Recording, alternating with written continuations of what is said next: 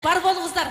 Мынакей бүгүн кызматта кетпей туруңуздар. Кызматта таластык кайным, мен өзүм таластын келини болом.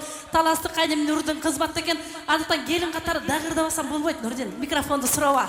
Анда эмесе мынакей апабыз менен атабыздын жакшылык тоюна дагы эле мынакей эже жезделердин атынан, Нуреже жезде сиздердин атыңыздардан, жалпы кыздардын ана күйөө балдардын атынан ырдесте кылалы Нурзат. Биз аппагым дейт Нурзат айтты мага. Анда эмесе кеттик. Nasıl ortama? Gel diyor ortama.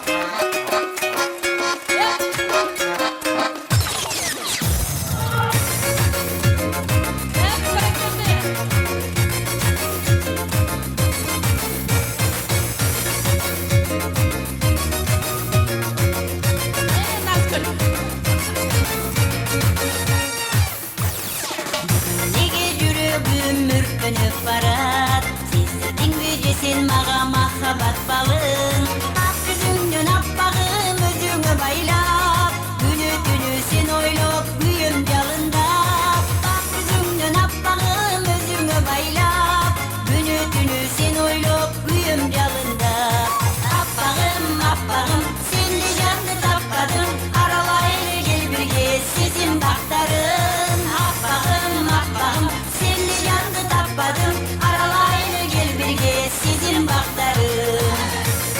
Hep biri geldi.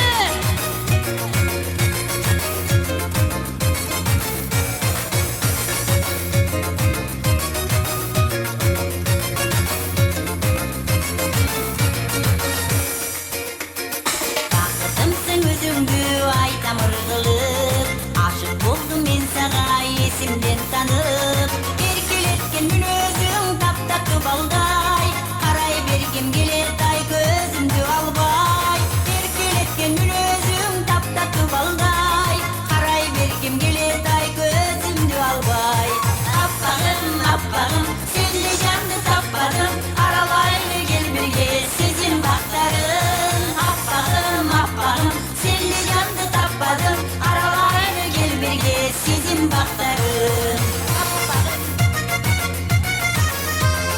Hep biri geldi.